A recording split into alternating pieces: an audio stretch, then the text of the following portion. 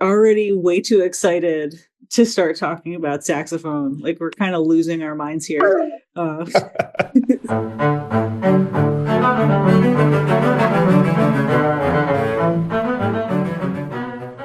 Hi, everyone.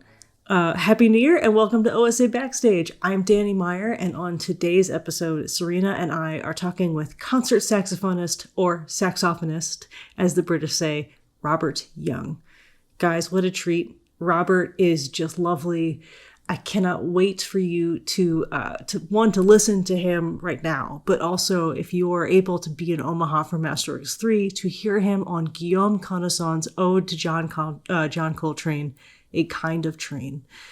Solo saxophone is one of the coolest things to witness on a concert stage, especially because it was invented to be there to begin with. And then you might say that the stubbornness and the pettiness of the French, it waylaid some of that for a while, but it's definitely found a home. You've seen saxophone in action at some of our concerts, but definitely not like this.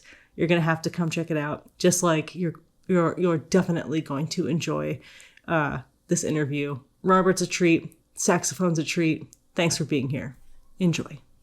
I haven't been as excited since we did our Piccolo episode because it's like a completely for something that I spent a lot of time around as a younger person. This is like a completely foreign origin story to me. So thank you so much for doing this. Absolutely. Absolutely. I'm going to blow the roof off of things by starting with what we should have been recording. Serena revealed that she played flute and bari sax growing up. It was one of those you can't play flute in jazz band, and so it was a pretty good offer. I got to play the bass line for once, and I remember the first couple of notes I played, I couldn't really differentiate the pitch down there. So it's just lazy, but that was a long time ago. I'm sure you still have it. Just get this woman a bari sax and we'll be just fine. Do you have any questions before we start, or do you mind just kicking off? Sure, we can just kick off. Awesome. Yeah. All right, well, please introduce yourself. My name is Robert Young. I'm a saxophonist, and I'm thrilled to be joining the Omaha Symphony in January on, I think it's January 16th and 17th. Awesome. We are thrilled to have you. I can't remember the last saxophone soloist we've had perform with the Omaha Symphony, so this is going to be a treat, and it's especially going to be a treat because this just coincidentally lines up with the 100th anniversary of John Coltrane. Absolutely. And this Guillaume Connaissant ode to John Coltrane. It's perfect. It was completely by accident, not to. I mean. Maybe Joseph, it was not an accident on Joseph's part, but when he suggested it and we found out, we were just like delighted across the board. So our first question for you, Joseph said he started on trumpet because his school had this like instrument fair where you got to go around and check out all the instruments. What was your introduction to saxophone? My introduction was fairly similar. I forgot what they called it, but so in our intermediate school, went up to fifth grade, and if you're interested in band in fifth grade, or if you're interested in band when you get to middle school in sixth grade, all the fifth graders gather one night in the school cafeteria, or we called it the multi-purpose room because it was the gym and the cafeteria and, everything. The cafegymnasium. Yeah, there you go. And there were the band directors from the middle school were there, and there was there were tables all around, or stations all around the gymnasium, dedicated to essentially each instrument. And the 7th and 8th graders were manning the tables. So they were the people designated to kind of show these fifth graders the ropes and guide them to making their first sound. So it was fairly similar. I don't remember what that experience was like for me. I'm sure I sounded pretty bad on the saxophone. And the saxophone I knew going into that experience that I wanted to play the saxophone. So Okay. nobody could tell me any differently. But the thing with the saxophone is that a lot of people want to play the saxophone. And usually band directors don't have enough oboes or bassoons or clarinets. They need more clarinets than they need saxophones. But so I told them I wanted to play the saxophone. I tried out the saxophone. I made probably an ugly sound, and then I remember the band director saying, we'll think about it. Maybe we'll start you off on clarinet, and then maybe a year or two into it, you can maybe switch to the saxophone. And now looking back on it, I realized that was the attempt to sort of make the band somewhat balanced. But I was pretty adamant on, no, I want to stick to the saxophone. So that's how I got started. A year into it, I wanted to quit. I wanted to switch instruments. I wanted to switch to percussion. But I had a great band director that said, give it another year and let's see, what happens. And that second year just kind of exploded for me. Why did you want to play the saxophone? Like, what was the driving force behind, no, I already know which instrument I want? It's not a very interesting story. I just thought it was cool. That's totally fine. Like, was it maybe like the music you already heard growing up, or like what? I'm always curious what drives a kid towards a particular instrument. Yeah. Honestly, I don't remember growing up hearing that much music. So it was more of the image of the saxophone that appealed to my fifth grade self. Just the image of, somebody on TV with their shades on playing the instrument. But, it just seemed like a very cool instrument. And that's what sort of drove me at the time. I know I never really had that sound stuck in my ear. So that wasn't the thing that drove me. It really was just the idea of the instrument that drove me into doing it. And I don't know if I really, I know my brother's experience in band, maybe he wanted to do that. I wanted to follow in his footsteps. And not necessarily by playing the trumpet, but just by, going through and giving the music thing a try, because I saw how interested he was in it once he kind of got started with it. But I started playing. My parents put me into music because I was sick at a young age. I had cancer, throughout elementary school and into middle school, and that was just a way for me to take my mind off of everything that was going on. So maybe I think that's the reason why I really started developing on the instrument, is because I was practicing so much, just to sort of have that outlet. Oh my God. Would you say you ever became the epitome of cool that you had in mind? Like, do you ever catch a glimpse of yourself in shades with your instrument and you're like, yes, I've done it. I've made it. I don't know. Maybe other people think that way, but I think maybe I'm still chasing it. We'll have to get shades for you at some point, maybe during after hours. There you go. Okay, so you said during your second year on the instrument is when you really took off. So, but this was still in band. So were you playing primarily band music? Were you trying out jazz? Was it all of the above? No. So, I mean, our school had a jazz band, but at the end of the day, I mean, I played in the jazz band, but at the end of the day, I really was, for some reason, just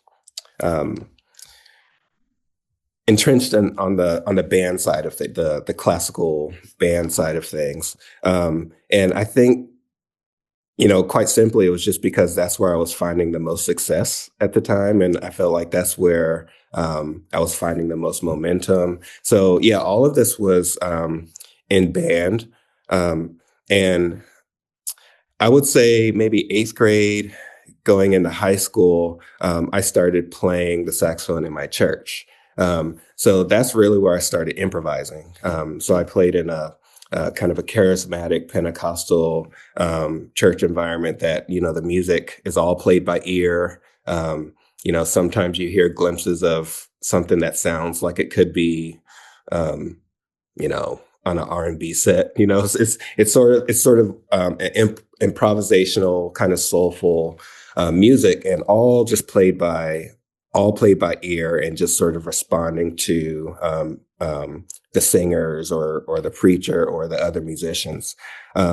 So I was doing that on the weekends, of course, and during the week I was, playing classical saxophone. I wasn't calling it that at the time, but I was playing classical saxophone in the band setting. Um, and I think in the church, that's where I sort of developed my ear and started exploring different sounds on the instrument and things of that nature. Okay, that's super cool because I grew up, I knew saxophone and band, and all of us, Serena and I, having been both old jazz band hats, uh, I always associated saxophone squarely with jazz. Like that was my first understanding. This is where this instrument probably began. This is where it belongs. And so when I went down the rabbit hole of starting to meet classical saxophonists, both at school and then professionally afterwards, it's like, oh, there's a whole completely other world of saxophone that I've just never touched. And then in preparing for this interview, finally reading the history of the saxophone and its invention, it's bonkers. And it had absolutely it had no start in jazz whatsoever. It was like if we could dive down this for just like a hot second. Absolutely. I'm curious when you discovered this too, because it was invented by Adolph Sax, which is perfect. But it was a legit classical, potentially orchestral instrument that would have been in orchestras by now as a main staple if the French hadn't been very, very petty people and Sax had been a nicer person. It was a bad combination of petty man who wants to bogart every other instrument maker meets French musicians who are willing to boycott, concerts and rehearsals if they see his instrument on stage. At what point in your journey, did you start realizing that there was this huge, rich tradition of everything you were doing, this huge history behind it? Did you ever touch on that, or was that something you discovered when you went to college, or like what's your linkage to that amazing history? Yeah. So that it really was just something I started realizing and exploring when I got to college. In excuse me, in high school, um, yeah, I was just playing my instrument, just practicing a lot, and like I was self-taught and never really had a private instructor until I went to this boarding high school, this new boarding high school called the Governor's School in my 11th grade year. So in college, that's where I really started to um, um, hear about the history of the saxophone. And the saxophone, of course, like I always knew that it was sort of like the emblem of jazz. Saxophone and jazz were one, but jazz didn't really start coming about until the early 1900s, right? And as an American art form. So the saxophone being invented in the 1840s, like Adolph Sax would say, "What is jazz?" Right? So like that wasn't a thing at the time. So the thing that was interesting to me when I first started hearing about the history of the saxophone is that the saxophone Adolph Sax actually created two bodies of saxophones, a saxophone family from soprano or sopranino all the way down to like bass that were pitched in the key of C and F. And we don't really hear about those today, but in the second saxophone family that was pitched in the key of B flat, and E flat. And just tell me if I'm going too No. far down the show. So that second family pitched in a key of B flat and E flat. And Sax's master plan essentially was that the instruments pitched in the key of C and F, those were meant to be played in the orchestra.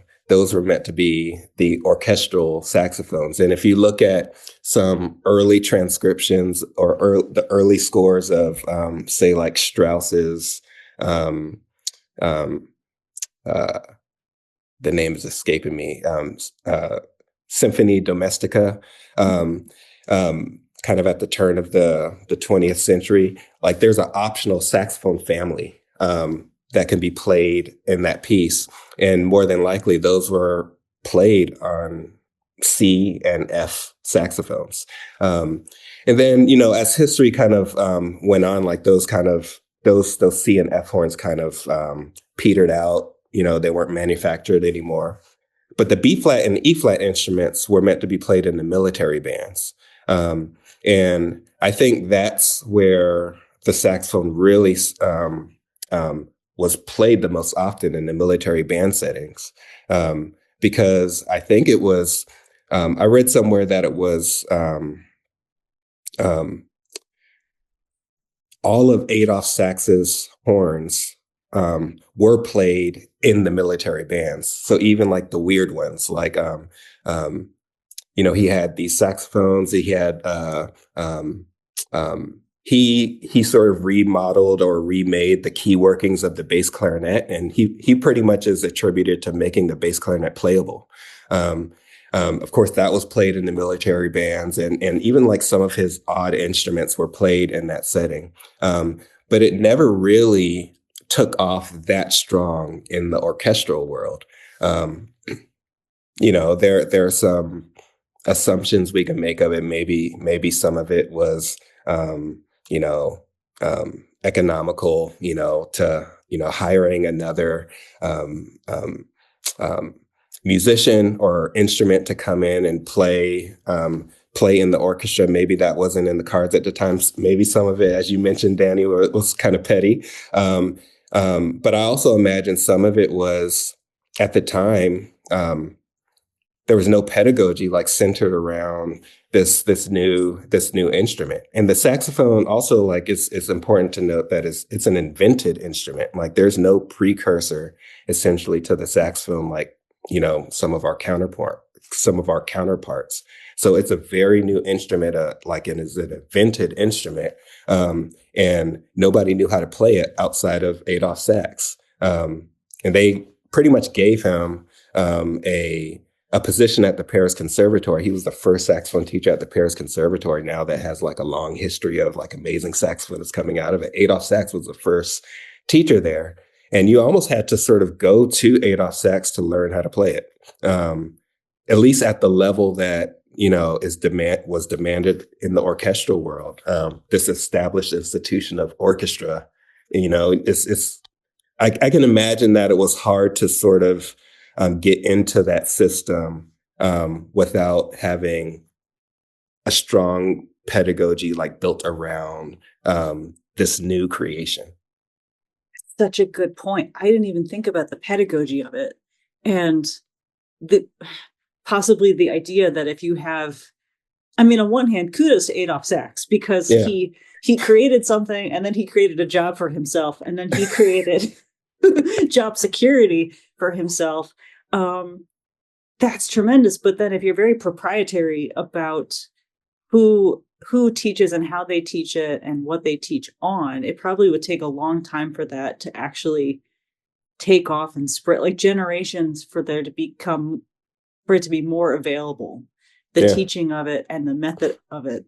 So that's super, super cool. And despite that, you had composers still including it, sometimes optional, like you said, and sometimes very, very much on purpose, because the color that this instrument is capable of in any configuration, whatever key it's in, whatever like version of it, the color and the style and the absolute breadth of what the instrument can do is really incredible.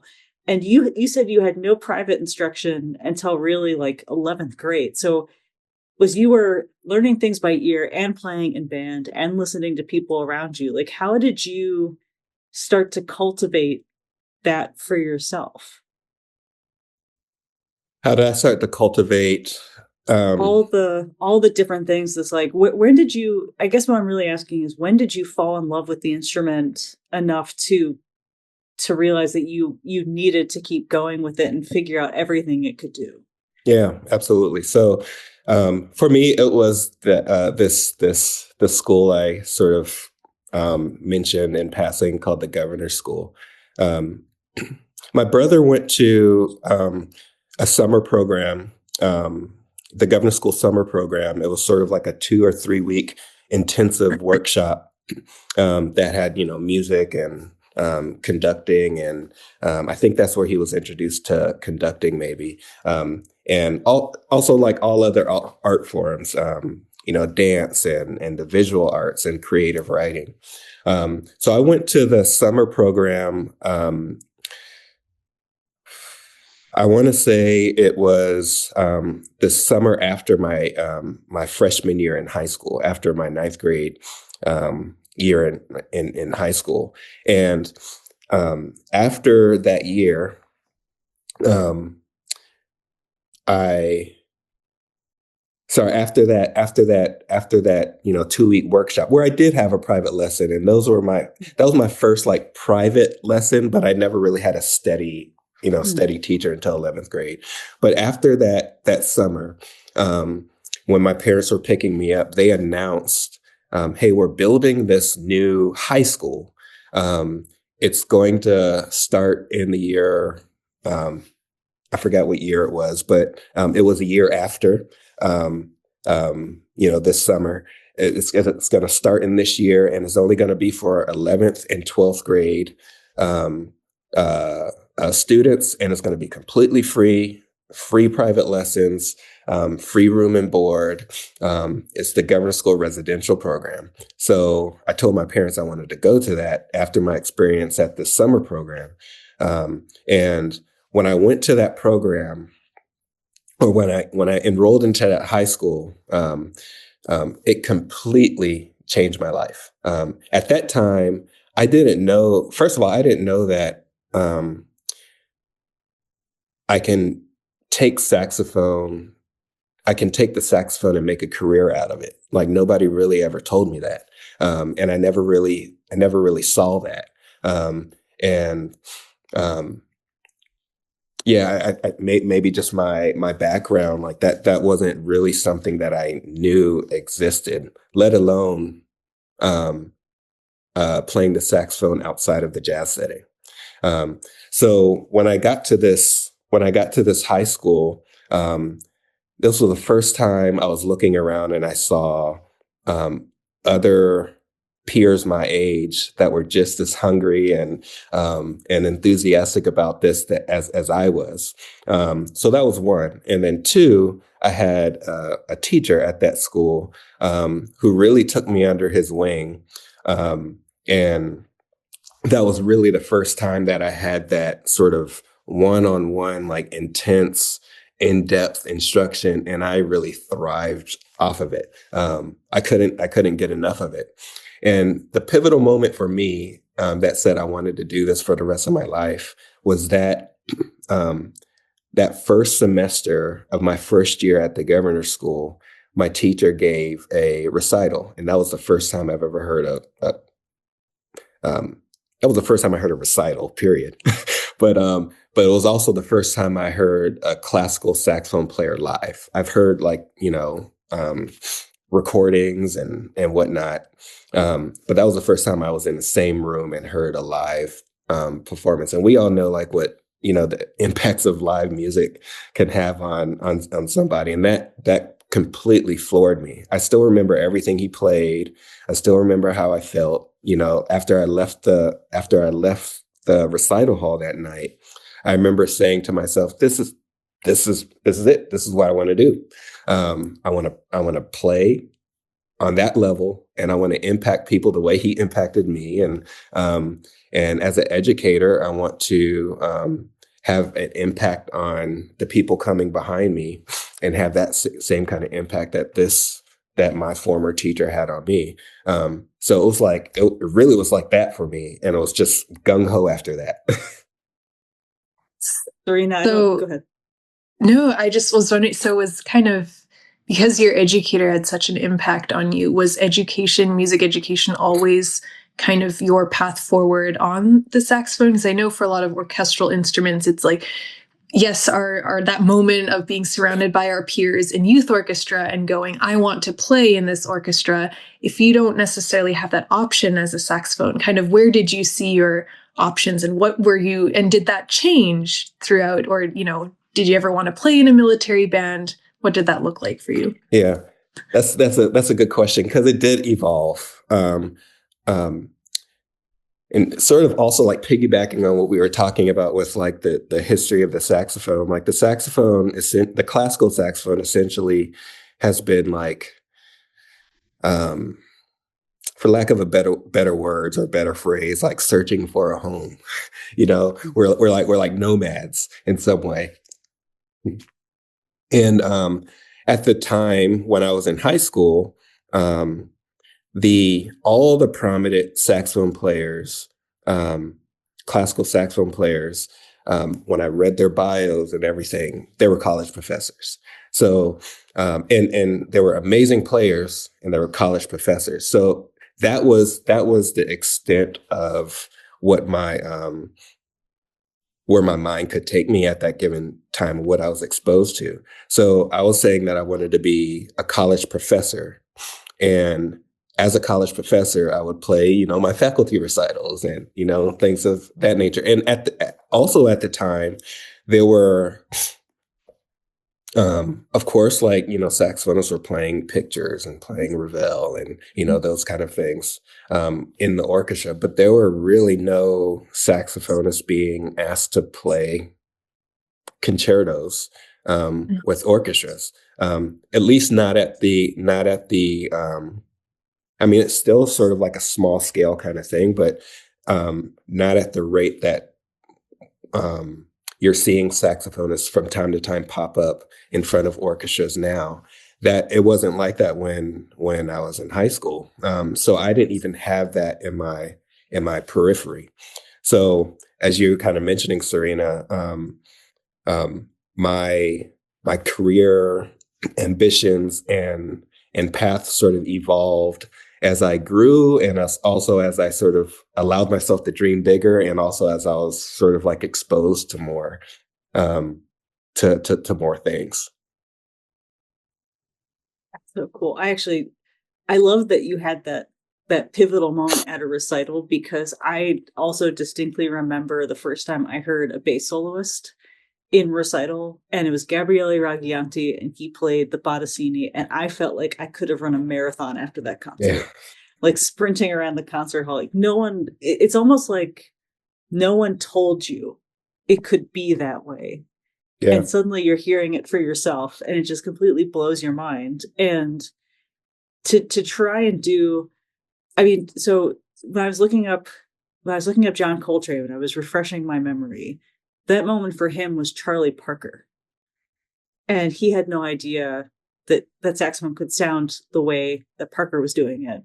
And I'm so curious how you have all these different elements coming together. You're venturing out, you've decided you're going to be a college professor and do recitals, but you're encountering pieces, like you've achieved those goals, which is amazing. And obviously your worldview has broadened so much since you started doing that. And now you're encountering concertos like the Connaissance, where he's taking these elements from outside of the classical realm and bringing them in. How do you even start wrapping your head around something like this concerto? Yeah. And it's been kind of like a journey, because I feel like this piece in some way encapsulates who I am as a musician, as an artist. And maybe it took me this long to understand that. sort of like when I first started playing this piece, several years ago. And the reason why I say I feel like it encapsulates who I am is because, of course, I'm a concert saxophonist. I've had and have a lot of experience playing in other genres, gospel music, pop music, and throughout college. I said in high school or in middle school, I wasn't really into jazz, but in college, in grad school, I was essentially a double major without being a double major. So I was really um, um, putting sinking my claws into the jazz side of the instrument. And my first college job ever was I was a professor of jazz and saxophone. So it was sort of like more on the jazz side than on the classical saxophone side of things. But so with all of these different experiences and styles and sounds that I feel like I've had the opportunity to develop in my own playing, I feel like the kind of sign is sort of like similar, in that it's not a jazz piece. It's a contemporary concert saxophone concerto. Every note and every rhythm has its place, right? But there are elements that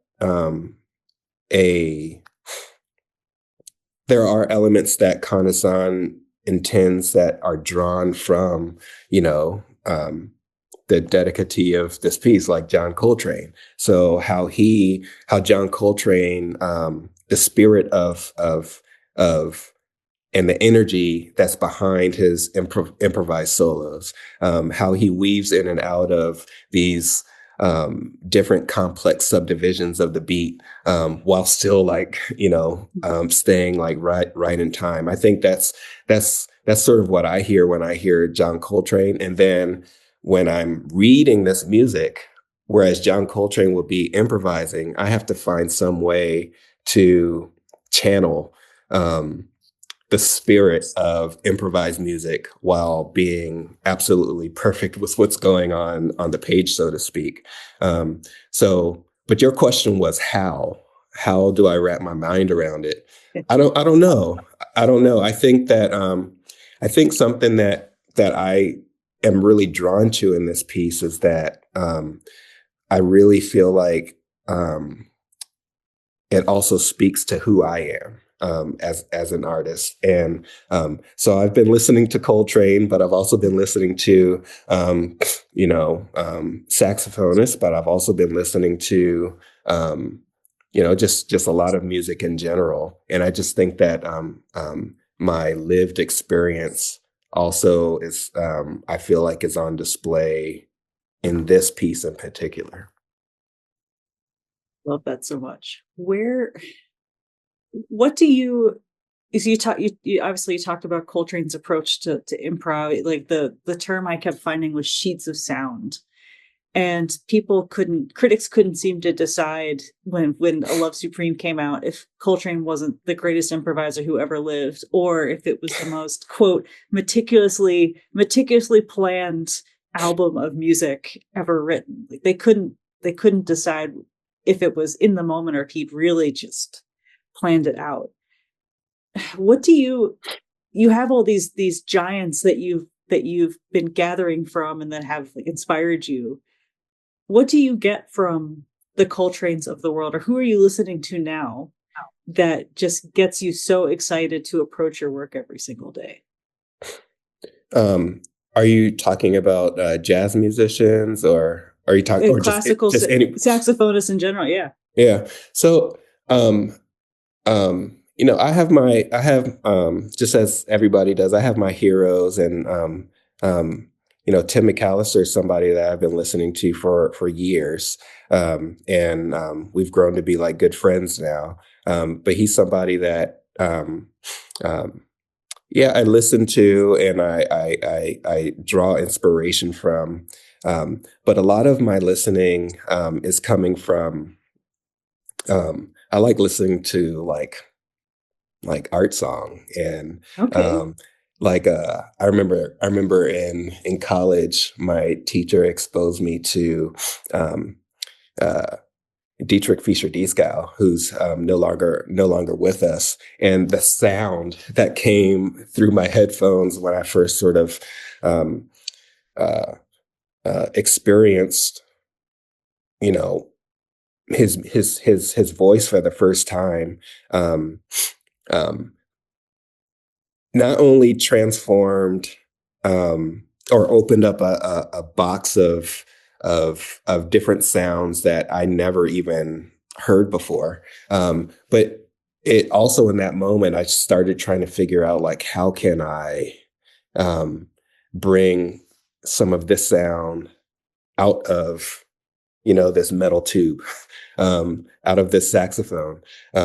So I feel like I listen to a lot of flute players. I listen to a lot of string players. I listen to a lot of piano.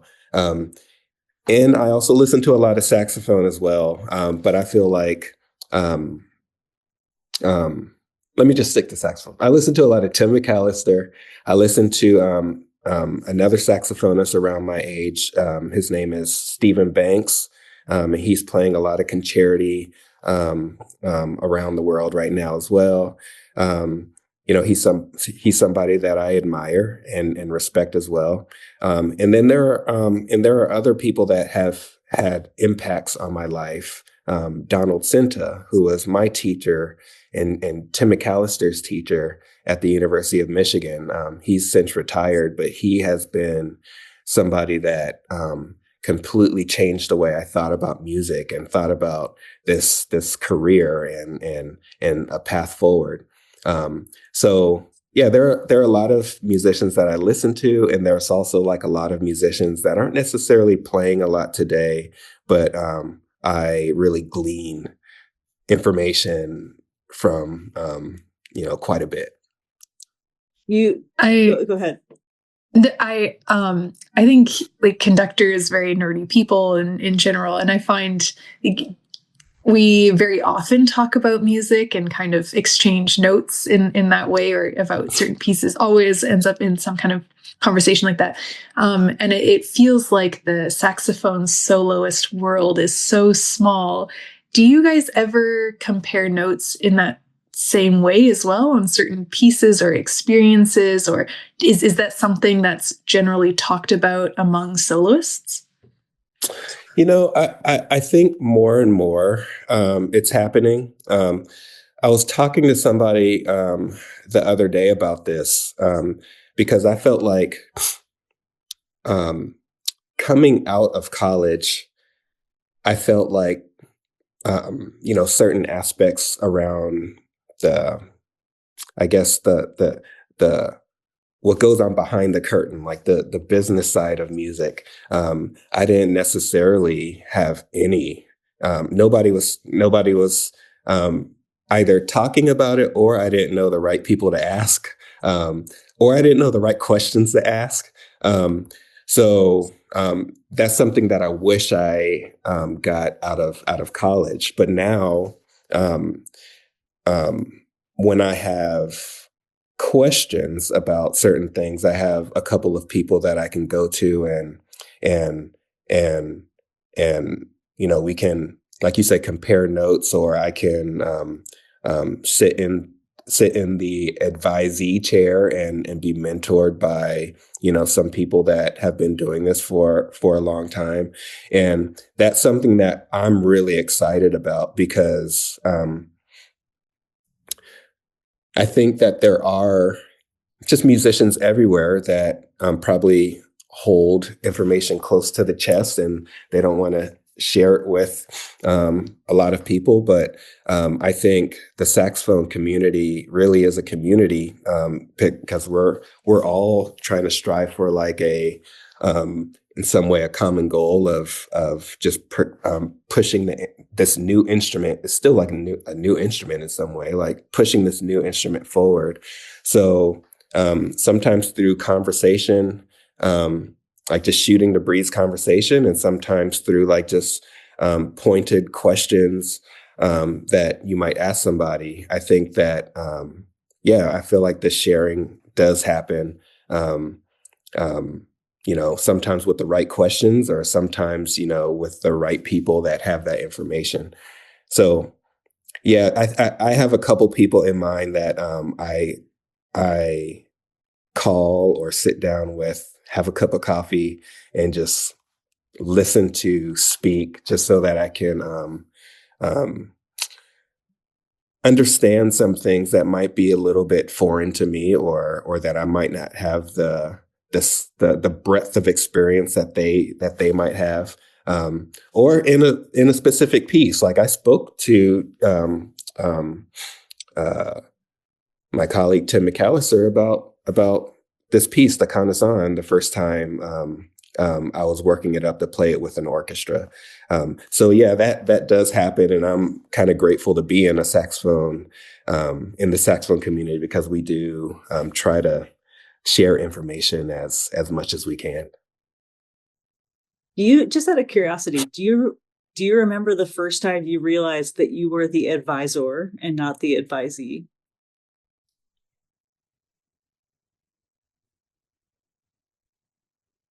That's a good question. Um,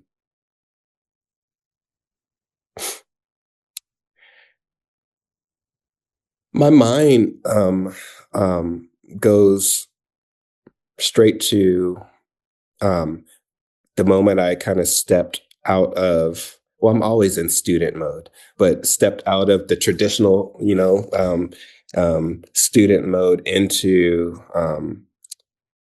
the position of being a professor. And I always had this strong conviction as a teacher that, these students are paying a lot of money to come to said university, to um, um, and they look to me as a mentor, as somewhat of a guide to, figure out how to do this thing. Um, um, and I think that conviction of being a college professor, um, definitely um, to my own, private studio. Like I definitely know that at that time when I stepped into that role, like, hey, I'm somewhat of a mentor now, and what does that mean? And what do they need? And maybe I had to sort of, I remember kind of sitting down and thinking about what are some of the things that I needed when I was a student. So maybe let's start there. And I think as a college professor, that's the first time I really realized that I have that capacity. And um, yeah, I don't know if there was like a specific moment, but like several years ago, I realized that even beyond my scope of my individual studio, that there are saxophonists that are and musicians that are recognizing some of the things that I'm doing, and they're looking to me for inspiration and things of that nature. Um, um, so I don't know if that was a specific instance, but I certainly see that and feel the weight, and that's something that's definitely comes with the territory, but it's also exciting um, um, to to be able to um, pour out some information to students that or musicians that um, are interested in what they might be able to glean from me. You, I mean, yeah, you said the weight. I feel like the weight's the right word. It should be a great responsibility to take on mentorship. Are there pieces that you still have on your bucket list that you want the opportunity to tackle that you haven't gotten that chance yet?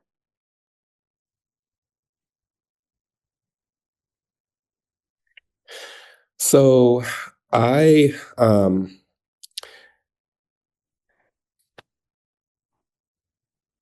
some of the music that's most that is most impactful to me, or maybe something that I am drawn to the most, is something that showcases the lyricism and the beauty that the saxophone can be. And I've played this piece several times, but the Alexander Glazunov Concerto, that's something that I've played like several times. But when we say bucket list, I would say my bucket list is, or my bucket piece is to play that piece with, um, you know, a, um, you know, an Omaha Symphony, or like a well respected, amazing, um, orchestra, and just sort of like sit in the bed of that sound. That's something that I would love to see happen, is to play like one of my um, favorite pieces that I've grown up playing like throughout my career, and to sort of like see that come full circle, and to be able to play it in this new space, in this new level in some way. So one of the first I would say the second time I played the Glazunov Concerto with orchestra was with my brother. And this sort of like an interesting story, but like for one of my master's recitals at the University of Michigan, I had this idea to, um, I'm going to hire, without money, um, some student musicians, and I'm going to form a Pizza and beer. Yep. Mm-hmm. Yep. Yep. There you go. I'm going to form an orchestra. So my master's recital, I might have played one piece with piano, but I played three concertos with orchestra, and I flew my brother down. I think at the time he was assistant with Atlanta.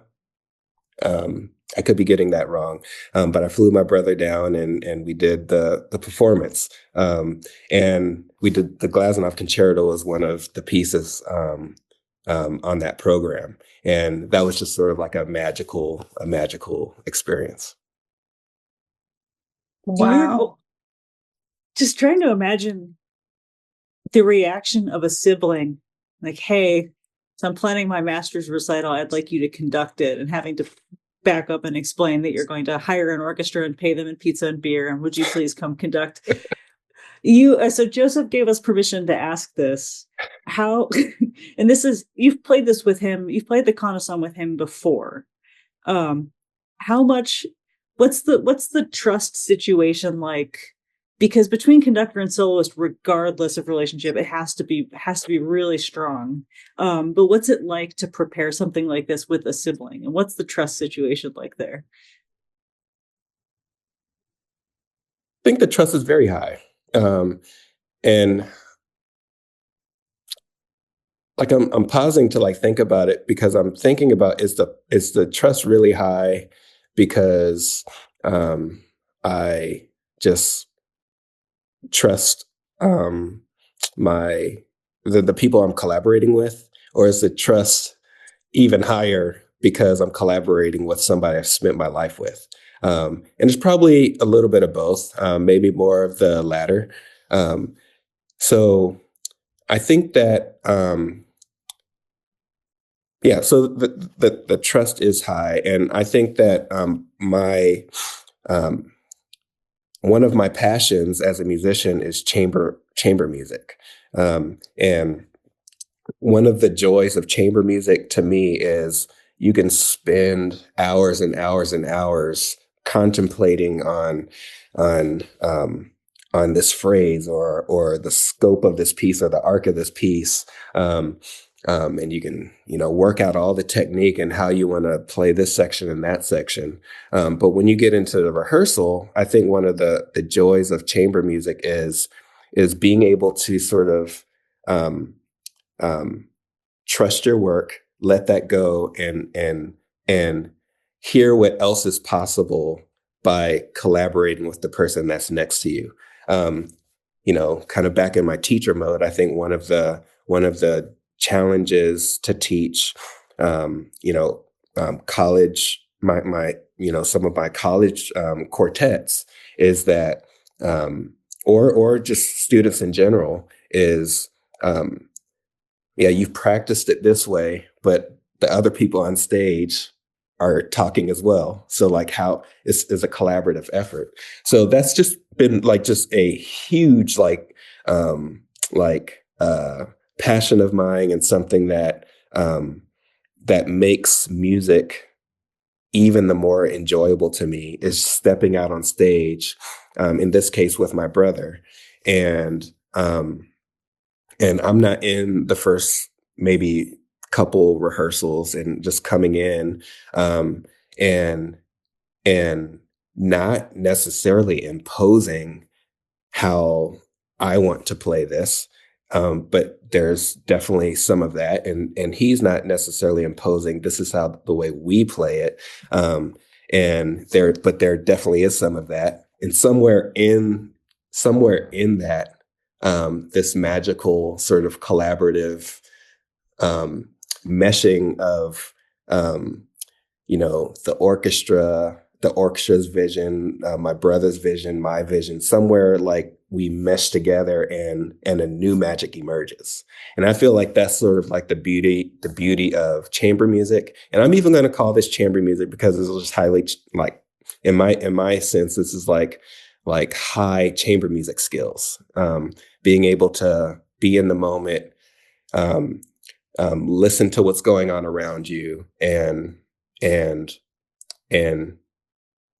and play to the moment. And maybe that's the reason why I trust him so much, is because I feel like he's the same way. It seems like, when I'm playing, um, even doing a small nuanced gesture, like I feel like he catches it. And I don't think he necessarily catches it just because I'm his brother. I think he catches it because he has amazing ears, amazing like he's living in the moment. Um, so I trust him because he's my brother, but I also trust him because he's a beautiful musician.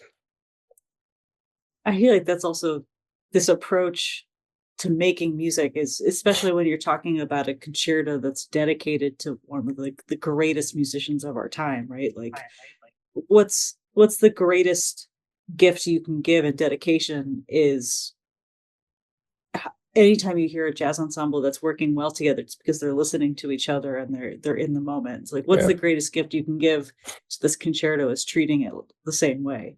Yeah. Oh, I love that so much. Just have one more question for you. Okay. Obviously, oh, well, actually, no, I have two questions. This concerto is played on alto and soprano saxophone. Mhm. But do you have like a favorite? Is there a model or a range that you kind of gravitate toward naturally? Yeah, I would say that I spent the most time on the alto saxophone. That's what I started on in sixth grade and all throughout high school, and it wasn't really until college that I picked up a soprano. Um, but now I would say that, my voice maybe is on the top three of the traditional saxophone sizes, so soprano, alto, and tenor. Serena, I'll let you take care of the baritone. Uh, um, but um, yeah, I think that's something that's just in today's saxophone pedagogy, is that we call ourselves like saxophonists, and not necessarily, at least on the classical side, not necessarily an alto saxophonist. So we have experience playing all of them. But if I had to pick one that, where I feel like, um, I feel most at home, I would say it's alto, and then maybe the second is soprano. My husband wanted me to promise that I would note the British call Saxophonist. saxophonist. Okay, so you already say that one more time. Saxophonist. I love it. It's beautiful. It's tremendous. It's right up there with aluminium. Okay, last question. If you had 30 minutes on stage, you had access to every instrument or position available, and there were no consequences, and you could try anything, what would you try? What do you mean, no consequences? No one's going to get mad at you for like taking their cello and messing with it for a half an hour, or there's not going to be any principal percussion running after you. Like, no. Like if you go to mess with the bass drum. So I have two. I think I have two answers to that question. Two short answers. The first would be, I was going to say cello, but any stringed instrument. And I say, what do you mean by consequences? Is because like there would definitely be some like pointing and laughing, and so like I don't think I've ever touched a string instrument in my life, and I hear the magic that can come from those instruments, and I know for a fact that after the 30 minutes, I'm still going to sound like it's the first 30 seconds and it's not going to be good. So, but that's something I would like to try. No consequences. And if I break it, like hopefully I don't have to sell my house or anything like that but the other position is, I would be interested in seeing what it feels like to give a downbeat, like to conduct 4 bars of, um, whatever masterwork is, kind of in 4/4. I would just love that experience just to see what that feels like. So I would say the podium, the conductor would be my second choice. Love it. I think we can arrange that, right? I don't know. We all know a guy that we're. Yeah. Oh my gosh, Robert, thank you so much. This has been a delight. Absolutely. Thank you both. I'm very much looking forward to coming to Omaha in just a short few weeks. We can't wait to have you. So thank you. This is going to be awesome. Can't wait. Absolutely.